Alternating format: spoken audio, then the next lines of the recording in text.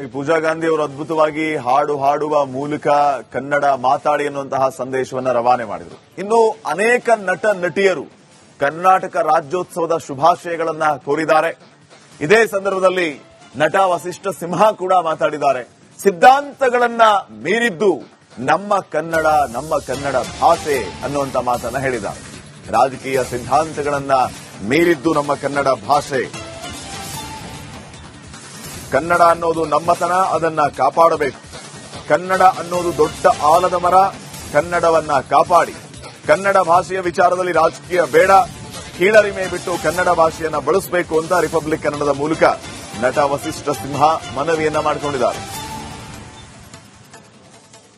ಸಮಸ್ತ ಜನತೆಗೆ ಕನ್ನಡ ರಾಜ್ಯೋತ್ಸವದ ಶುಭಾಶಯಗಳು. ಸೊ ಕನ್ನಡದ ಹೆಮ್ಮೆಯ ನಟ ವಸಿಷ್ಠ ಸಿಂಹ ಅವರಿದ್ದಾರೆ. ಸೊ ನಟದ ಜೊತೆಗೆ ಗಾಯಕರು ಕೂಡ ಹೌದು. Hi sir, first of all Kannada ರಾಜ್ಯೋತ್ಸವದ ಶುಭಾಶಯಗಳು. ನಿಮಗೂ ಕೂಡ ನಿಮ್ಮ ವೀಕ್ಷಕರೆಲ್ಲರಿಗೂ ಕನ್ನಡ ರಾಜ್ಯೋತ್ಸವದ ಹಾರ್ದಿಕ ಶುಭಾಶಯಗಳು. ಇವತ್ತು ನಾಡಿನೆಲ್ಲೆಡೆ ಕನ್ನಡ ರಾಜ್ಯೋತ್ಸವದ ಹಬ್ಬದ ಸಂಭ್ರಮ. ಸೊ ಏನ್ ಹೇಳಿ? ಖುಷಿ ಆಗುತ್ತೆ. ಅಂದ್ರೆ ಇದು ನಮ್ಮ ರಾಜ್ಯದ ಹುಟ್ಟದಬ್ಬ. ಸೊ ಹಾಗಾಗಿ ಎಲ್ಲರೂ ನಾವು ಆಚರಿಸಲೇಬೇಕು, ಆಚರಿಸತಕ್ಕದ್ದು. ಇದ್ರ ಜೊತೆಗೆ ಕನ್ನಡ ಅಂತ ಬಂದಾಗ ಮೊದಲು ನಿಲ್ಲತಕ್ಕಂಥದ್ದೇ ವಸಿಷ್ಠ ಸಿಂಹ ಆಗಿರ್ಬೋದು. ಕನ್ನಡದ ವಿಚಾರಗಳಂತ ಬಂದಾಗ ಮೊದಲು ಧ್ವನಿ ಎತ್ತಕ್ಕಂಥದ್ದು ವಸಿಷ್ಠ ಸಿಂಹ ಅವರು. ಸೊ ಇವತ್ತಿನ ಕನ್ನಡ ಪರಂಪರೆ ಆಗಿರ್ಬೋದು, ಕನ್ನಡದ ಹಳಿವು ಹುಳುವಿಗೆ ತುಂಬಾನೇ ಧ್ವನಿ ಎತ್ತಾ ಇದ್ದೀರಾ.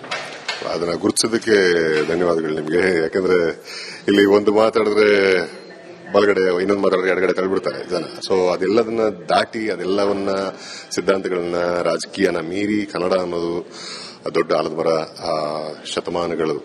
ಶತಮಾನಗಳ ಅಷ್ಟು ಹಳೆಯದು ನಮ್ಮ ಬೇರು. ಸೊ ಇದು ನಮ್ಮ ಅಸ್ಮಿತೆ, ನಮ್ಮ ಐಡೆಂಟಿಟಿ, ನಮ್ಮ ಯೋಚನೆ, ಆಲೋಚನೆ ಎಲ್ಲವೂ. ಸೊ ಹಾಗಾಗಿ ಕನ್ನಡ ಅಂದ್ರೆ ಇದು ನಾನು ದನಿ ಎತ್ತಬೇಕು, ನಾನೇನೋ ಹೋರಾಟಗಾರ, ಅದು ಯಾವ ಆಂಗಲ್ಲು ಅಲ್ಲ. ಅದಕ್ಕೆ ಇದು ನನ್ನ ತನಕ್ಕೆ ಧಕ್ಕೆ ಬಂದಾಗ, ಅಂದ್ರೆ ನನ್ನ ಕಣ್ಣಿಗೆ ಏನಾದ್ರೂ ನನಗೆ ನೋವು, ಹಂಸಲೇಖ ಅವರು ಬರೆದಿದಾರಲ್ಲ ನನ್ನ ಗುರುಗಳು, ನನ್ನ ಕಣ್ಣಿಗೇನಾದರೂ ನನಗೆ ತಾನೇ ನೋವು, ನನ್ನ ಮಣ್ಣಿಗೇನಾದರೂ ನನಗೆ ತಾನೇ ನೋವು.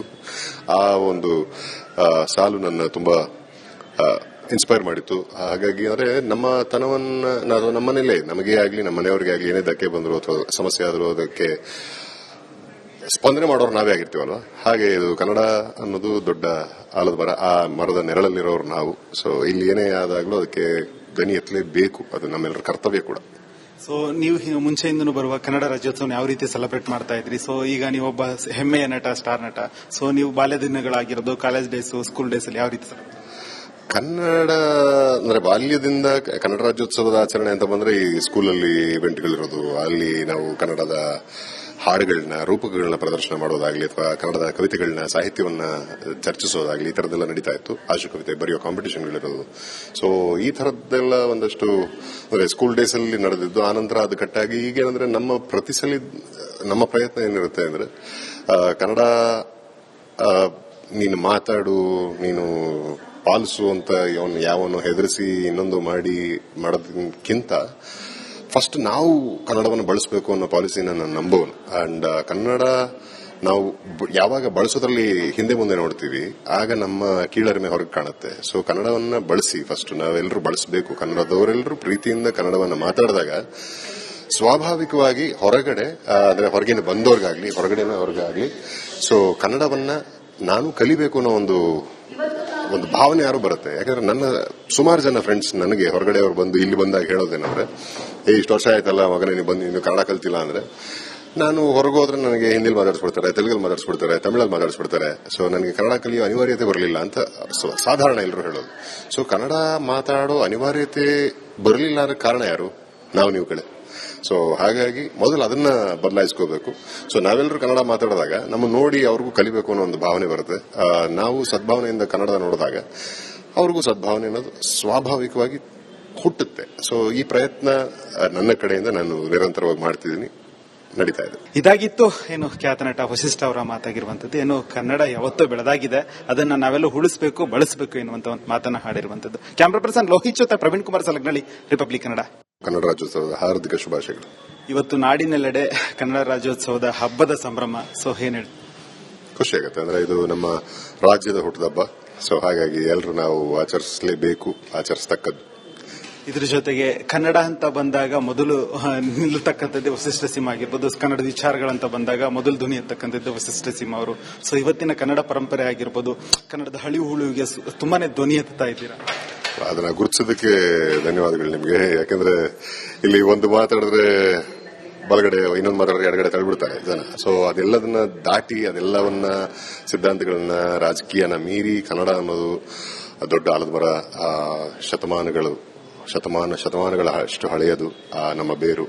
ಸೊ ಇದು ನಮ್ಮ ಅಸ್ಮಿತೆ, ನಮ್ಮ ಐಡೆಂಟಿಟಿ, ನಮ್ಮ ಯೋಚನೆ, ಆಲೋಚನೆ ಎಲ್ಲವೂ. ಸೊ ಹಾಗಾಗಿ ಕನ್ನಡ ಅಂದ್ರೆ ಇದು ನಾನು ದನಿ ಎತ್ತಬೇಕು, ನಾನೇನೋ ಹೋರಾಟಗಾರ, ಅದು ಯಾವ ಆಂಗಲ್ಲು ಅಲ್ಲ. ಅದಕ್ಕೆ ಇದು ನನ್ನ ತನಕ್ಕೆ ಧಕ್ಕೆ ಬಂದಾಗ, ಅಂದ್ರೆ ನನ್ನ ಕಣ್ಣಿಗೆ ಏನಾದ್ರೂ ನನಗೆ ನೋವು, ಹಂಸಲೇಖ ಅವರು ಬರೆದಿದಾರಲ್ಲ ನನ್ನ ಗುರುಗಳು, ನನ್ನ ಕಣ್ಣಿಗೇನಾದರೂ ನನಗೆ ತಾನೇ ನೋವು, ನನ್ನ ಮಣ್ಣಿಗೇನಾದರೂ ನನಗೆ ತಾನೇ ನೋವು, ಆ ಒಂದು ಸಾಲು ನನ್ನ ತುಂಬಾ ಇನ್ಸ್ಪೈರ್ ಮಾಡಿತ್ತು. ಹಾಗಾಗಿ ಅಂದ್ರೆ ನಮ್ಮ ತನವನ್ನ ನಮ್ಮ ಮನೇಲೆ, ನಮಗೆ ಆಗ್ಲಿ ನಮ್ಮ ಮನೆಯವರಿಗೆ ಆಗ್ಲಿ ಏನೇ ಧಕ್ಕೆ ಬಂದ್ರು ಅಥವಾ ಸಮಸ್ಯೆ ಆದ್ರೂ ಅದಕ್ಕೆ ಸ್ಪಂದನೆ ಮಾಡೋರು ನಾವೇ ಆಗಿರ್ತೀವಲ್ವಾ. ಹಾಗೆ ಇದು ಕನ್ನಡ ಅನ್ನೋದು ದೊಡ್ಡ ಆಲದ ಮರ, ಆ ಮರದ ನೆರಳಲ್ಲಿರೋರು ನಾವು. ಸೊ ಇಲ್ಲಿ ಏನೇ ಆದಾಗ್ಲೂ ಅದಕ್ಕೆ ಧ್ವನಿ ಎತ್ತಲೇಬೇಕು, ಅದು ನಮ್ಮೆಲ್ಲರ ಕರ್ತವ್ಯ ಕೂಡ. ಸೊ ನೀವು ಮುಂಚೆಯಿಂದನೂ ಬರುವ ಕನ್ನಡ ರಾಜ್ಯೋತ್ಸವ ಯಾವ ರೀತಿ ಸೆಲೆಬ್ರೇಟ್ ಮಾಡ್ತಾ ಇದ್ರಿ. ಸೊ ಈಗ ನೀವೊಬ್ಬ ಹೆಮ್ಮೆಯ ನಟ, ಸ್ಟಾರ್ ನಟ.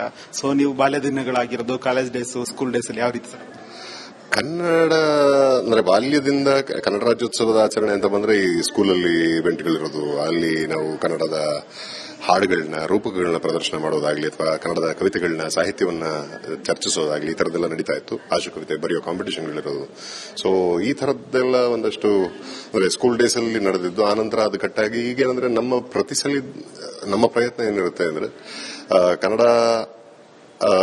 ನೀನು ಮಾತಾಡು, ನೀನು ಪಾಲಿಸು ಅಂತ ಯಾವನು ಹೆದರಿಸಿ ಇನ್ನೊಂದು ಮಾಡೋದಕ್ಕಿಂತ ಫಸ್ಟ್ ನಾವು ಕನ್ನಡವನ್ನು ಬಳಸಬೇಕು ಅನ್ನೋ ಪಾಲಿಸಿನ ನಾನು ನಂಬೋನು. ಅಂಡ್ ಕನ್ನಡ ನಾವು ಯಾವಾಗ ಬಳಸೋದ್ರಲ್ಲಿ ಹಿಂದೆ ಮುಂದೆ ನೋಡ್ತೀವಿ, ಆಗ ನಮ್ಮ ಕೀಳರಿಮೆ ಹೊರಗೆ ಕಾಣುತ್ತೆ. ಸೊ ಕನ್ನಡವನ್ನ ಬಳಸಿ, ಫಸ್ಟ್ ನಾವೆಲ್ಲರೂ ಬಳಸಬೇಕು. ಕನ್ನಡದವರೆಲ್ಲರೂ ಪ್ರೀತಿಯಿಂದ ಕನ್ನಡವನ್ನ ಮಾತಾಡಿದಾಗ ಸ್ವಾಭಾವಿಕವಾಗಿ ಹೊರಗಡೆ, ಅಂದ್ರೆ ಹೊರಗಿನ ಬಂದವ್ರಿಗಾಗ್ಲಿ, ಹೊರಗಡೆನವ್ರಿಗಾಗ್ಲಿ, ಸೊ ಕನ್ನಡವನ್ನ ನಾನು ಕಲಿಬೇಕು ಅನ್ನೋ ಒಂದು ಭಾವನೆ ಯಾರು ಬರುತ್ತೆ. ಯಾಕಂದ್ರೆ ನನ್ನ ಸುಮಾರು ಜನ ಫ್ರೆಂಡ್ಸ್ ನನಗೆ ಹೊರಗಡೆಯವ್ರು ಬಂದು ಇಲ್ಲಿ ಬಂದಾಗ ಹೇಳೋದೇನಂದ್ರೆ, ಇಷ್ಟು ವರ್ಷ ಆಯ್ತಲ್ಲ ಮಗನೇ ನೀವು ಬಂದು ಇನ್ನು ಕನ್ನಡ ಕಲ್ತಿಲ್ಲ ಅಂದ್ರೆ, ನಾನು ಹೊರಗೋದ್ರೆ ನನಗೆ ಹಿಂದಿಲಿ ಮಾತಾಡಿಸ್ಬಿಡ್ತಾರೆ, ತೆಲುಗಲ್ಲಿ ಮಾತಾಡಿಸ್ಬಿಡ್ತಾರೆ, ತಮಿಳಲ್ಲಿ ಮಾತಾಡಿಸ್ಬಿಡ್ತಾರೆ. ಸೊ ನನಗೆ ಕನ್ನಡ ಕಲಿಯೋ ಅನಿವಾರ್ಯತೆ ಬರಲಿಲ್ಲ ಅಂತ ಸಾಧಾರಣ ಎಲ್ಲರೂ ಹೇಳೋದು.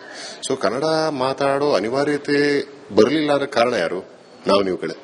ಸೊ ಹಾಗಾಗಿ ಮೊದಲು ಅದನ್ನ ಬದಲಾಯಿಸ್ಕೋಬೇಕು. ಸೊ ನಾವೆಲ್ಲರೂ ಕನ್ನಡ ಮಾತಾಡಿದಾಗ ನಮ್ಮ ನೋಡಿ ಅವ್ರಿಗೂ ಕಲಿಬೇಕು ಅನ್ನೋ ಒಂದು ಭಾವನೆ ಬರುತ್ತೆ.